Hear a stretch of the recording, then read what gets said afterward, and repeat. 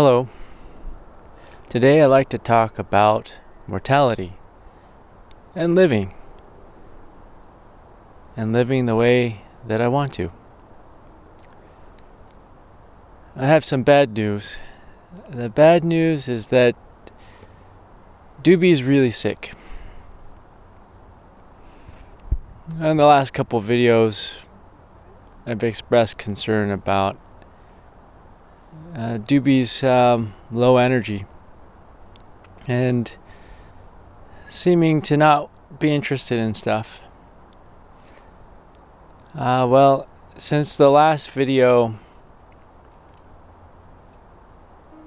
Doobie and I went on another mountain hike, and she was able to go a mile, but she was really, really, really tired, and it looked like she was really working hard with her breath.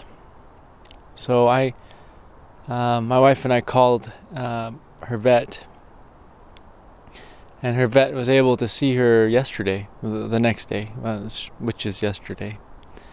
But yesterday, Doobie and I came out here. I was hoping to get her some fresh air, but she didn't want to walk more than 10 feet. So I carried her to this bench, and she just laid on this bench next to me, like right here. Well, she's not here right now. I'll show you. It's just my backpack.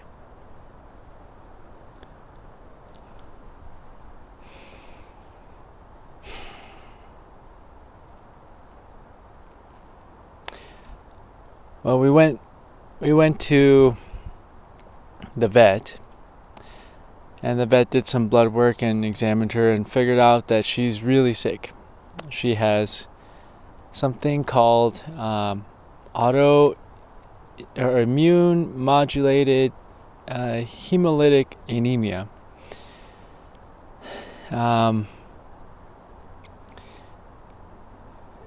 What that means is that Doobie's immune system is attacking her own red blood cells, possibly trying to fight off an infection or something. There's a couple reasons why that can happen. Sometimes it just happens like an allergic reaction, autoimmune problem. Not an allergic reaction, autoimmune problem. But sometimes the doggy is trying to fight off an infection. Or sometimes the doggy's body is trying to fight off a cancer, and it attacks the red blood cells and destroys them. Well, that's what's happened in Doobie's case, which explains why she, like yesterday, could only walk 10 feet.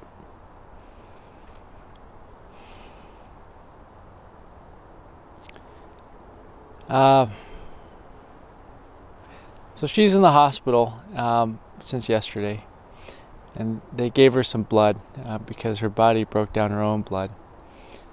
Blood carries our oxygen, so without red blood cells, our body is starved of oxygen and energy,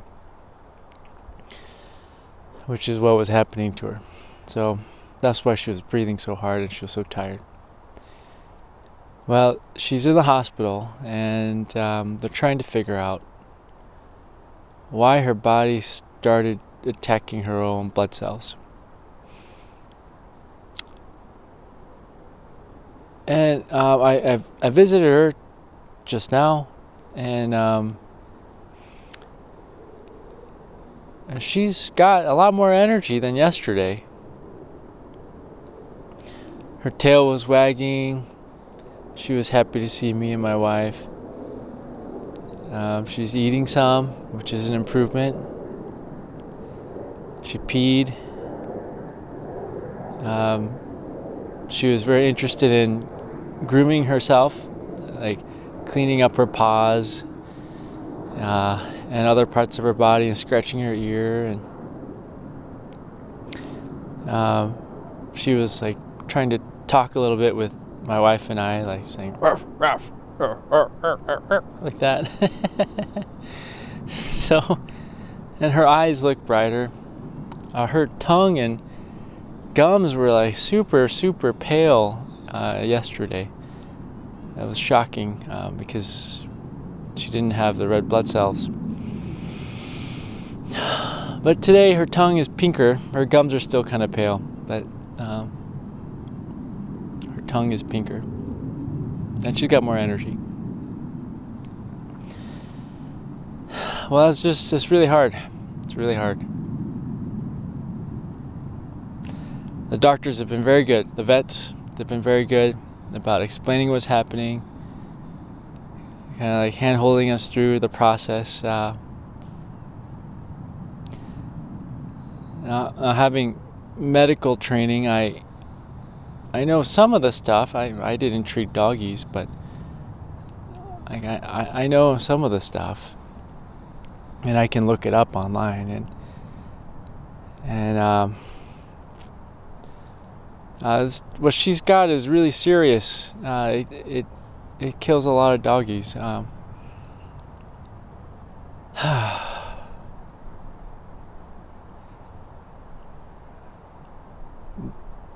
There are statistics online for what she's got. There is with immune-modulated hemolytic anemia, the prognosis is guarded. There is about a 30% mortality rate of not making it out of the hospital. And then, I'm saying with immune-modulated hemolytic anemia with thrombocytopenia. That means the platelet count's low. That's what she has. It's worse than the usual IMHA. There's like a 30% chance that dogs that have this die in the hospital. They never come out of the hospital. And a 50% chance that they die within 2 years. Now, those are not good odds. But that also means that 2/3 of dogs make it out of the hospital. And half of the dogs are still alive after 2 years. Doobie is 8 years and 2 months old. She's an slightly older doggy, but I was expecting to. Oh.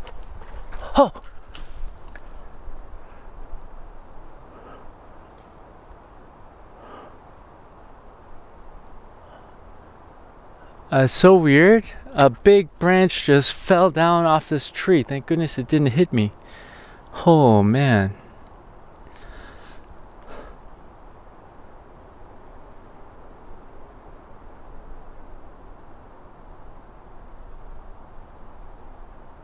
What's the meaning of that? I feel like that's some kind of universal communication.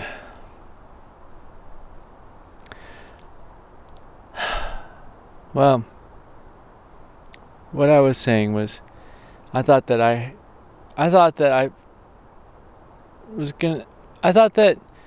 for sure was gonna live with her until she's like in her teens, and I still may, but this has happened, which is unexpected. Hi.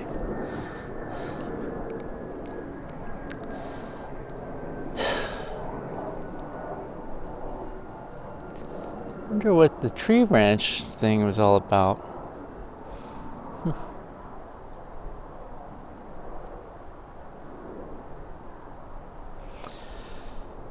Well, let's see. What did I want to say about this? Well, this unexpected, surprising turn of events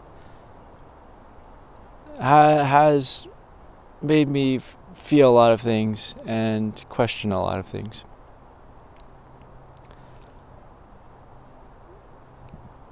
I cried a lot yesterday. I also wondered if I did something that made her get sick. Like, was I at fault for something?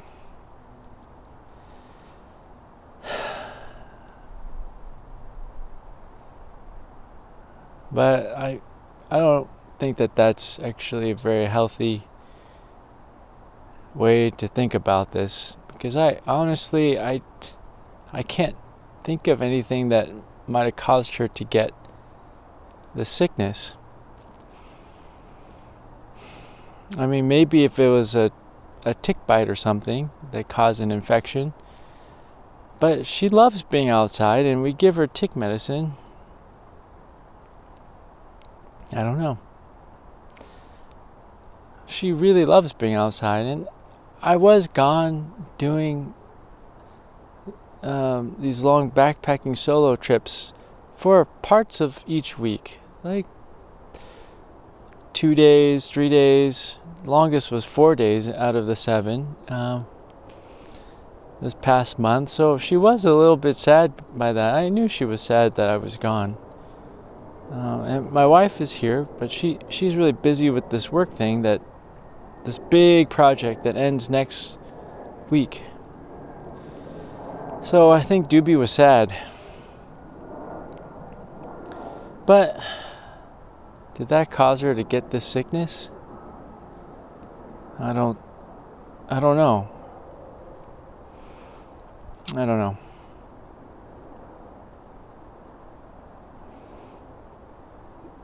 Well, the last 4 days, I think the last 4 days, I've gone on hikes with her every day. Well, yesterday she didn't have the energy to hike, so I carried her to this bench. And I just sat here and she laid here, breathing a little heavy. We were waiting for the vet's appointment, and so I thought I'd just take her out to get some fresh air while we wait. I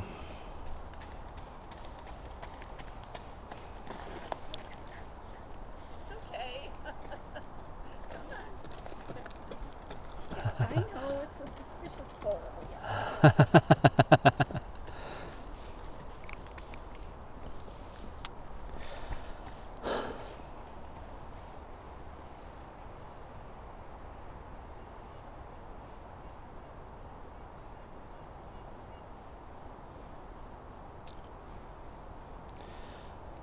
Well, Doobie is a very strong doggy. She's climbed up mountains with me. I mean, I've looked online and I looked up how far can Coton de Tuileries walk each day. And that's her breed, a Coton de Tuileries. It's an interesting breed. They apparently came from shipwrecked doggies off the coast of Madagascar. Well, that's her breed, and I read that they can walk like a mile or maybe 2 miles if they have breaks. But she's walked like 4 miles. No, she's walked like 8 miles once, up a mountain and back down. I mean, I carried her for some of that. But one time she did that. She's really tough. And I when I saw her today with my wife, she looked a lot better than yesterday. She's more alert in her eyes and in her movements. Her tail was wagging. She wasn't working as hard to breathe, so that was good.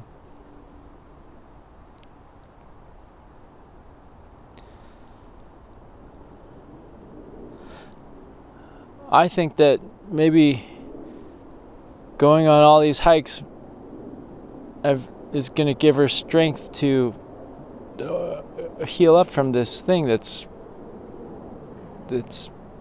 her body's going through. I hope so. I think so.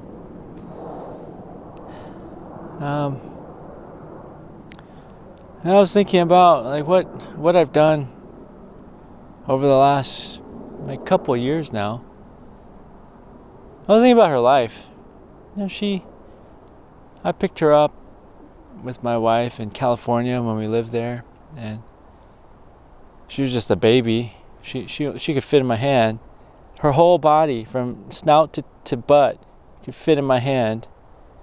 And she made this really like high pitched yip yip yip yip when she was in California. And she liked to run around on the beach and smell seaweed.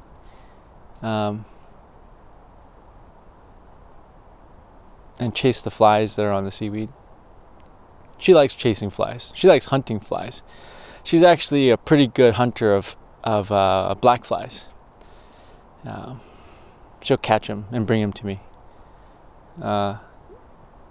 Live but injured. It's kind of weird. But she likes doing that. In fact, there was a fly that flew into the lobby of the hospital where she's at, and I saw her eyes like lasers, like looking at the fly. So I think she's gonna be okay. I was thinking about the rest of her life, and we moved to Minnesota for like when she was 2 or something, and lived there for several years. And she was really sad living there because it's so cold, like half the year. So cold, like it's practically Canada. It's practically like Arctic weather half the year. In the summer is really hot, but in the winter time it's really cold and snowy, and like too cold for her paws. Her paws would get frostbite if she goes out like in anything that's like 10 degrees Fahrenheit or less. I don't know what that is in Celsius, but it's in the negatives. 32 degrees Fahrenheit is freezing. Anything in the teens down, it hurt her paws. We would put her on snow boots, but she didn't like wearing booties. Yeah, so that was tough. And then we moved here to Seattle, and she was so much happier being able to go hiking and be able to go for walks in relatively comfortable temperature all year round, except for like maybe a week in the summer when it's really hot. But in the wintertime, she loves the cold rain, and she loves being outside. And there's so many plants here. I joke that she's a botanist because she loves just smelling all these different plants, touching them with her snout. And there's tons of plants. She loves it. And we spent a lot of time hiking together, even camping, even backpacking one time. She's a tough girl.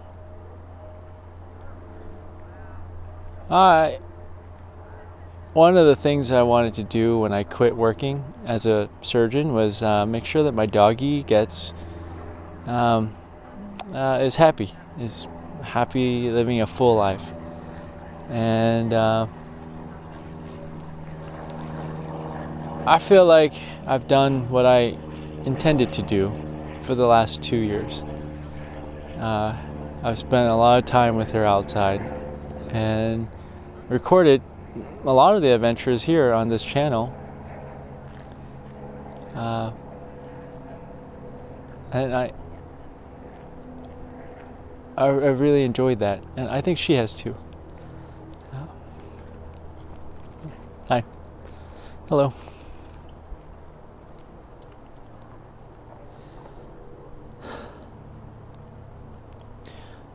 And I think we have more adventures coming up. I told her that at the hospital.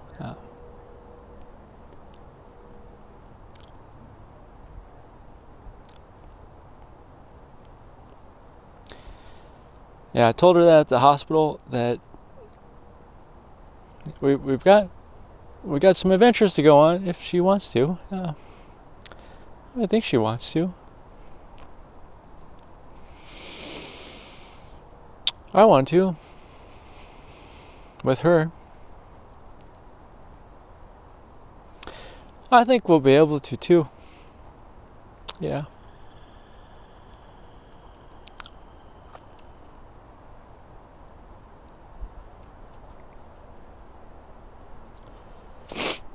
It makes me re-question, like, what's important to me? What am I doing with my life?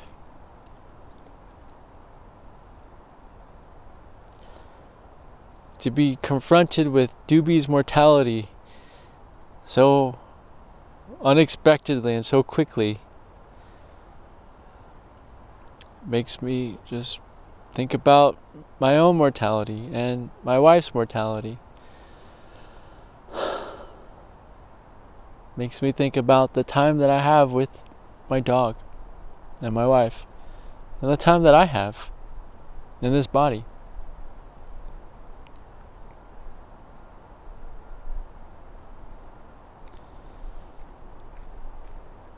I was thinking about it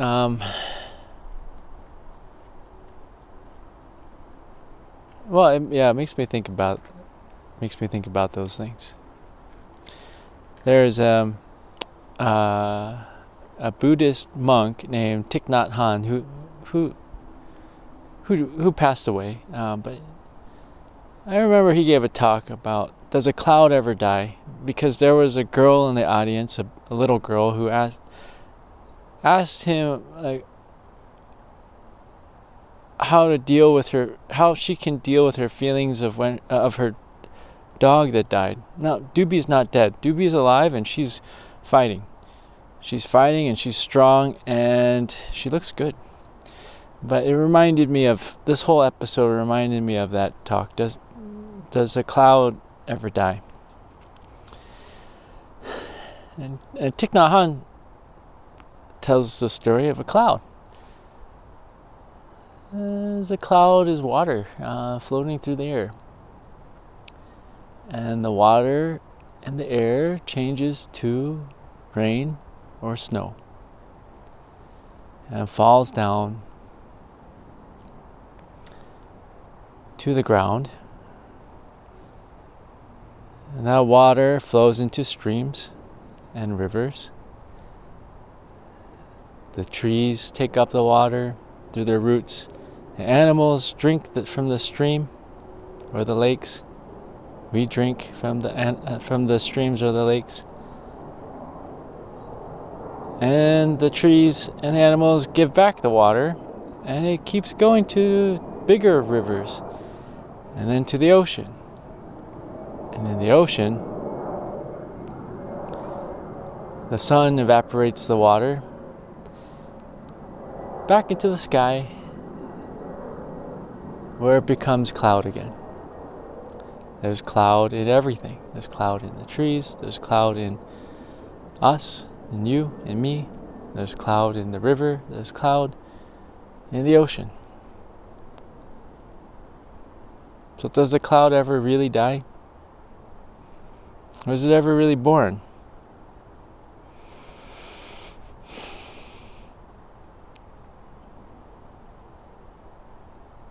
It reminded me of that story. It also makes me think about what I want to do with the rest of my life. I used to have a long bucket list.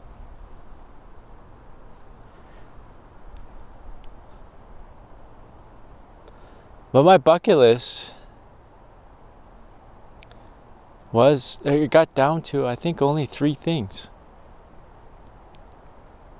I haven't even really thought about it too much until the last couple days.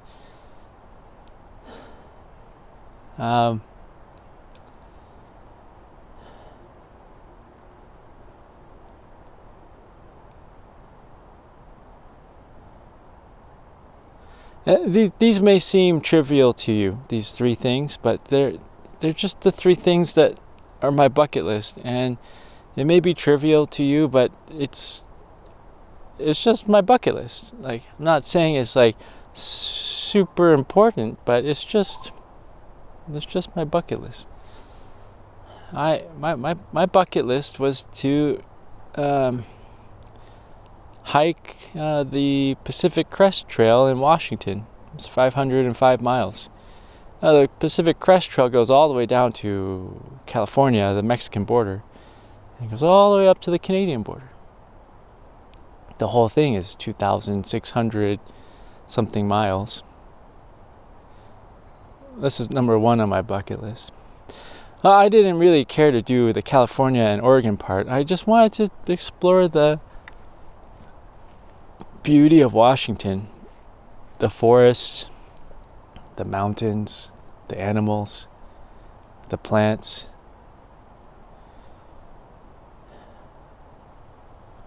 That's what I've been doing this year. That's why I was going on solo backpacking trips for a couple days each week. And I've done half of it already. But I'm putting the rest on hold now because it takes me away from my doggy and my wife.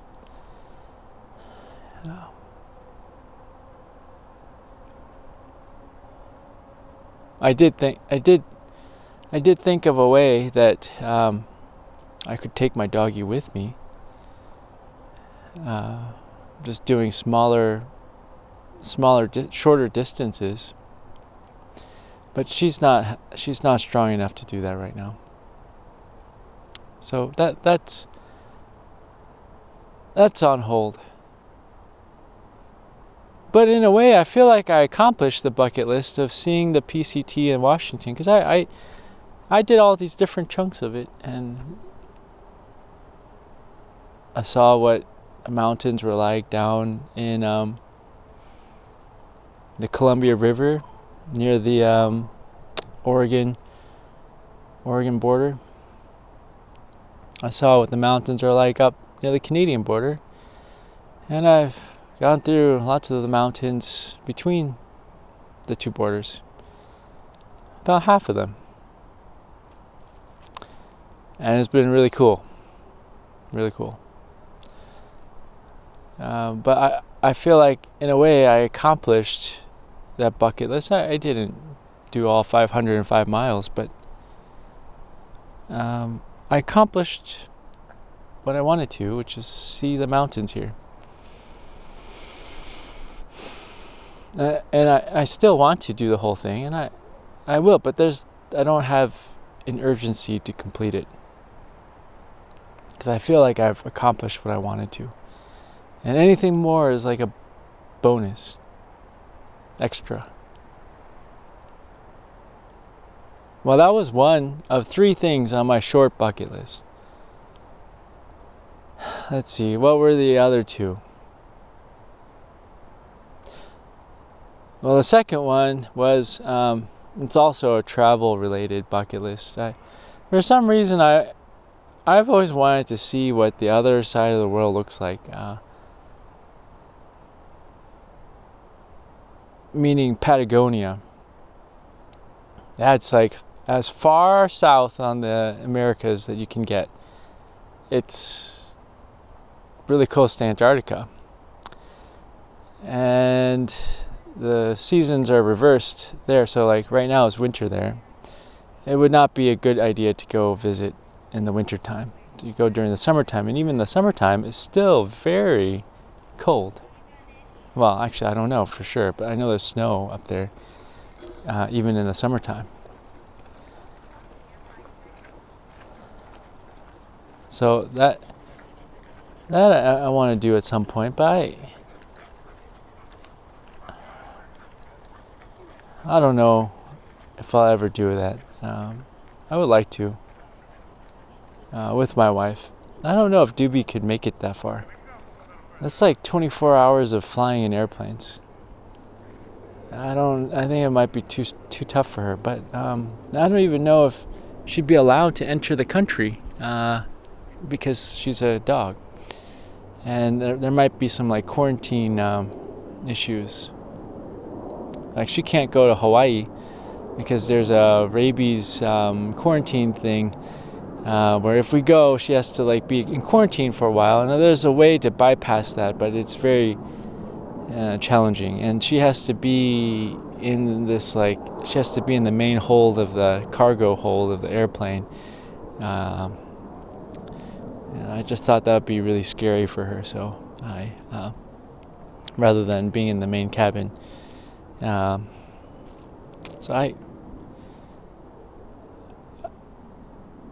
my wife and I have kind of thought about it off and on of going to Patagonia, but it's very expensive and it takes a long time, and Doobie may or may not be able to go. I'll have to look up if she can go or not, but we don't have any plans to go right now.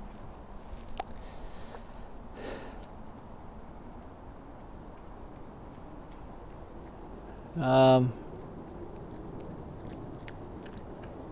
only other bucket list, and this one's kind of silly, but it's just my bucket list. I spent a lot of time on this channel talking about how we consume too much, especially Westerners in developed countries. So this third bucket list item, well, in fact, the second one too, kind of goes against that. But I'm just sharing with you what my bucket list is. Because traveling to Patagonia would burn a lot of jet fuel. But the third thing on my bucket list is I used to have a Miata. A Miata is a very tiny two-seater convertible made by Mazda. It's not that expensive. It's actually cheaper than a lot of trucks, cheaper than a lot of cars. This is a tiny car. I think it weighs less than a ton. I used to have one, but I sold it because well, at that time I had an automatic because I didn't know how to drive manual until after that. But I sold it because it was too loud inside. I couldn't answer phone calls from the hospital. And it's very small, so it's not very practical. There's not much space, even just to hold your cup. If you got a passenger, you don't really have anything to hold your cup. It's not a practical car. It's more like a motorcycle with four wheels. There is a trunk. It can maybe hold a carry-on and a backpack or something. Well, I really liked that car. It was fun to drive, even though it was automatic. I took it down into mountain canyons in California. I lived in Monterey, so I lived next to the Highway 1, the coastal highway that goes down near Big Sur. And the Big Sur coastline has all these beautiful curves. And you can see the ocean, you can see the mountains. And I drove that bright red Miata with the top down and a hat on, and I drove it up and down the coast, going up into gravel roads in the canyon. That was a heck of a lot of fun. I at one point I wanted to get a motorcycle, and I got the motorcycle's learner permit, but when I was signing up to take the motorcycle safety class, I saw at the top that they said, rest in peace to our head motorcycle safety instructor. And I was like, oh, probably not a good idea. And that was that was when I was in medical school, and then I did trauma spine surgery and brain surgery, trauma neurosurgery, and I saw awful mangled bodies from motorcycle crashes, and so I was like, probably not a good idea. So the Miata was kind of my MX-5 is the actual name of that car. The Miata is my compromise of driving a vehicle that's kind of like a motorcycle, but with a little bit more safety. But I had to get rid of it because I could not answer phone calls from the hospital when I was on call if I was in the car. And that time I had covered 3 hospitals, so I had to the farthest distance between the hospitals was 45 minutes. So I was driving a lot, and like sometimes I was on call for 2 hospitals out of the 3 at the same time, and I'd be driving back and forth, seeing people in the ER and the rest of the hospital, and I get called by the operating room or the emergency room or some doc or some nurse on the floor, and I couldn't hear them because it was too loud inside the cabin of the Miata with the top up. It was definitely too loud if the top's down, and it was a safety issue with my job, so I couldn't.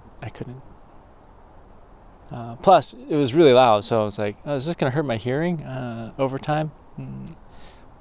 My hearing's not great, but I think that's because I did a lot of shooting with rifles, like high-powered rifles, like really high-powered rifles, like long-distance shooting with like 300 Winchester Magnum without a suppressor. That, I think, is why my hearing is not very good. Not because I drove a convertible for a while. I don't shoot I don't shoot like at all anymore. I don't have that 300 Winchester Magnum. That thing kicked like a mule into the shoulder, and it was super loud. But yeah, the third thing on my bucket list is, there was something that I wanted to do with the Miata that I never did when I had it. I was just learning about camping. Like, I had never camped as a kid, or a teenager, or a college kid, or a medical student.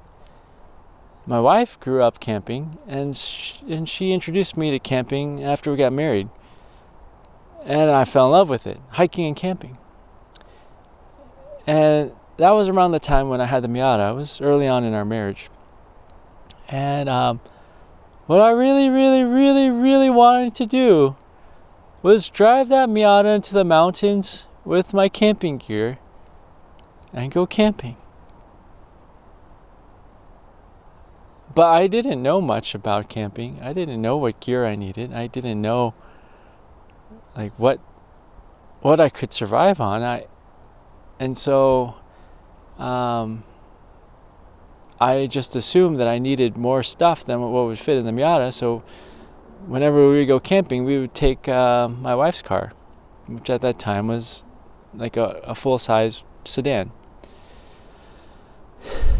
But I always wanted to.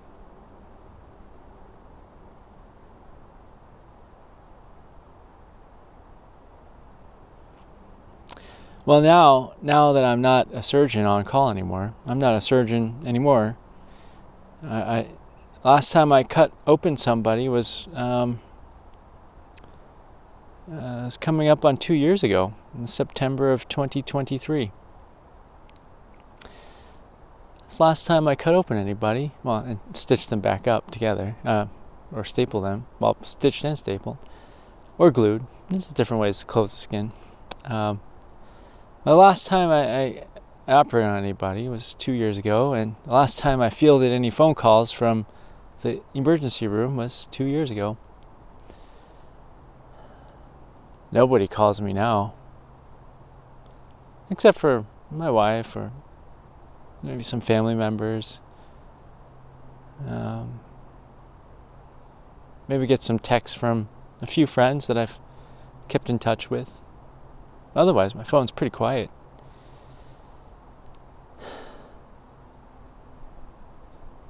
Well, I was thinking that I really love that Miata. It's really fun to drive. It's hard to explain to somebody who has not driven a Miata, like why it's such an engaging experience, because it really is like you become part of the vehicle. Now, this is not a Mazda commercial. Okay, I'm not intending to make someone buy a Mazda. I'm just explaining why this is stuck in my mind. And I no longer take call, so I don't have to feel hospital phone calls. There's not a patient's life at stake that depends on whether I can understand what the doctor is saying over the telephone, and then whether they can understand me too in a loud cabin.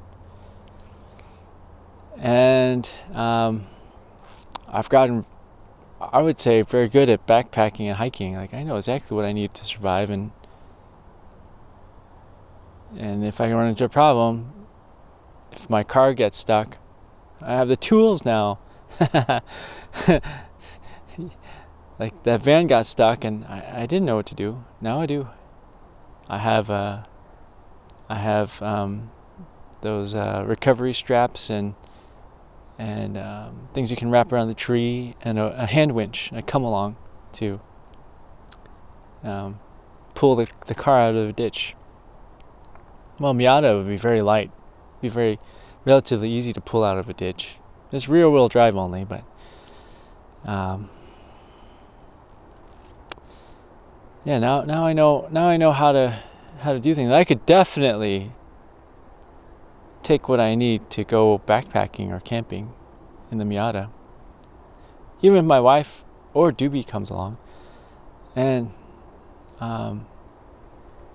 yeah. So that was the third bucket list thing. It's like I wanted to have a Miata again, this time in manual. And 6-speed manual, and take it all over the place. Backpacking. With Doobie was my plan. It's the complete opposite of having a camper van. That camper van's gone. It's sold. But cars are expensive. This would be purchasing another vehicle. Well, I'll probably sell the one that I have for now, and then just have one. But it'd be kind of impractical. But well, that's the third thing. You might ask, well, Gooby, like, don't you want to write a book? Don't you want to do, like, write songs? Yeah, I do, and I will do that. But that's, like, not my bucket list of, like, things that I would really like to get done before I die. Like, if I do that, that'd be great. But I don't. It's not my bucket list. A bucket list is like things that you really, really, really would like to do before you die. If I write a book or many books, or if I write more songs, I think that would be fun. It'd be very entertaining for me. Hopefully entertaining for you too. But that's not my bucket list. I had a very short bucket list. Three things, and I already did pretty much one of them. So I would say my bucket list now is only down to 2 things. Now, like, the kind of concerning thing is, what happens if you finish your whole bucket list before you die? Well, you can always add new stuff to your bucket list, but I did worry about that with doing the Pacific Crest Trail. It's like, I've spent so many years thinking about Pacific Crest Trail and, like, how to do it and all the different trails and how to do it in sections. Literally years planning this, days, like multiple 24 hours of thinking about it, and I've done a lot of it. And when you accomplish something that you've been thinking about for a long time, there is a little bit of a letdown after you've accomplished it. Once you finish it, a little bit of a letdown, because then it's like, now what? I'm still alive. What am I gonna do? That thing that I just did, it took up so much time, but and I enjoyed that. Now I don't have anything to take up my time like that one. Well, life just goes on. My bucket list is down to 2. I have no plans to go to Patagonia anytime soon. It'd be pretty cool to take baby girl there, Doobie. If that's even possible. I haven't even looked up if it's possible to bring a dog. I will tonight. I will look it up. And then the other bucket list thing was to drive a manual Miata and take it into the mountains camping. Well, I don't mean to spend a lot of time talking about consumption. That's what buying a car is. Do I need a car? I have a car. My car's fine. Well, I did mess up the suspension a little bit, I think, driving up to the Canadian border. So I'm taking it into the shop tomorrow to see if they can figure out what it is. Probably a wheel bearing or something that needs to be replaced. Yeah, it shouldn't be a big deal. But yeah, having Doobie on death's door all of a sudden made me think about these things. What do I want to do with the remaining time I have in this body on this earth? I know that, like Thich Nhat Hanh says, a cloud never dies. A cloud just becomes part of everything. And when I die, I'll become part of everything. And when Doobie dies, she'll become part of everything. But for right now, I'm me in this body. My wife is her in her body. Doobie is her in her body. What do I want to do with my time?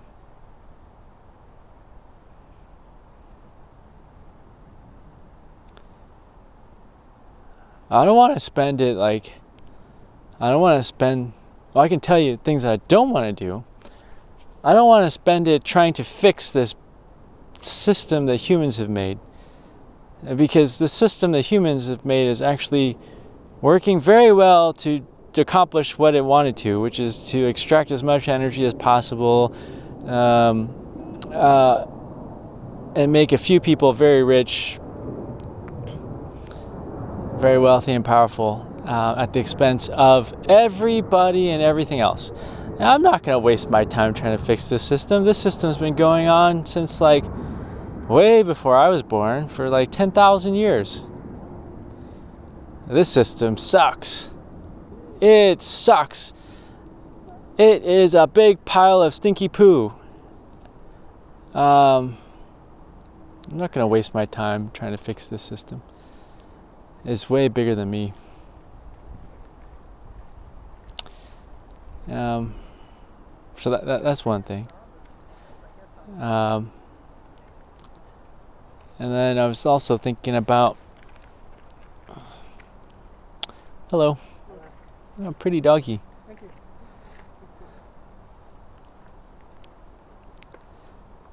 I was look at the news and like it makes me angry. It's just rage inducing. It's like,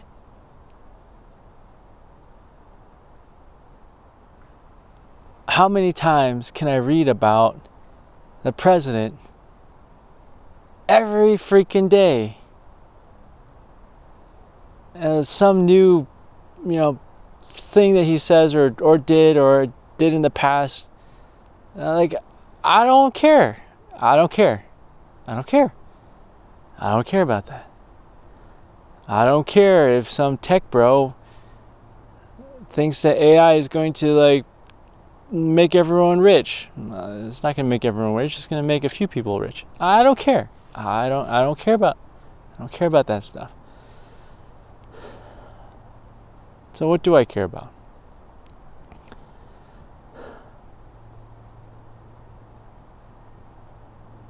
Well, I care about the time I have left with Doobie. I care about the time I have left with my wife. I care about the time that I have left in this body. I want to take care of myself and my wife and Doobie as best as I can. I like to see her smile. Oh, both, my wife and Doobie. I like to see myself smile. I like to feel myself smile. I like to smile.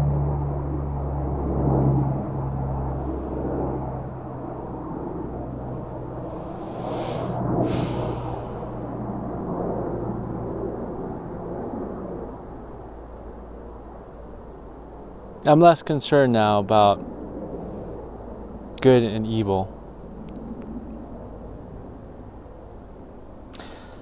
I think good and evil is wrapped up in everything. I think everything has good and evil.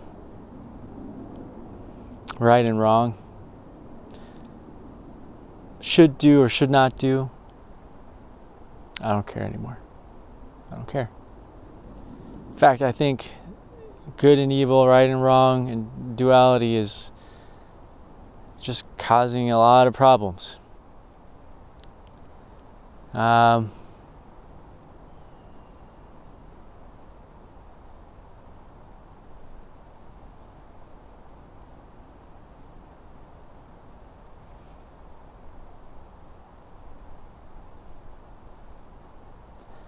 In the origin story of, Judaism and Christianity, there's a story of Adam and Eve walking through paradise, and they lose it because they eat from the tree of good and evil. This is not like a sermon or anything, or I wouldn't call myself Christian. This is not, so, but I'm going to talk about it.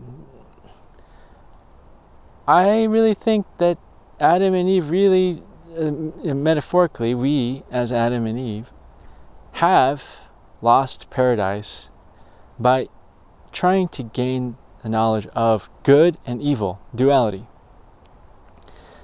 What's good? What's bad? What should we do? What should we not do? What should have been done and what should not have been done? I think by doing that we lost sight of the big picture, which is just being alive. And that good and bad is tied up in everything. I think paradise was lost by labeling things as good and evil. Well, I'm trying to regain paradise by letting go of good and evil. Trying to live my life. Just live. I'm not trying to fix things. Just trying to do the best I can. Just live. With the people and animals and other living beings that I care about. Like these trees. That's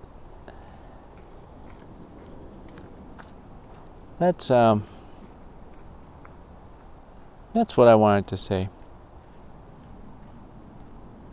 Yeah.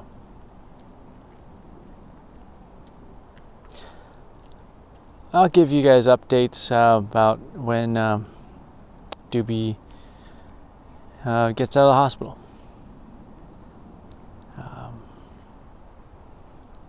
The vet said that she'd probably be there for a whole week, possibly. Yeah.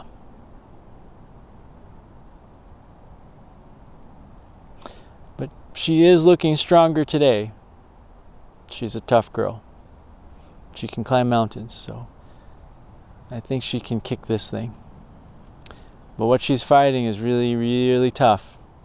So I'm just showing her love and support and being there for her. I'm going to go back tonight, spend time with her. My wife and I spent time with her this afternoon, and she was really happy to see us and kiss me and kiss my wife. But I could tell she got tired really quick, so we let her go back to go sleep and rest. But I'm going to go say hi to her again tonight.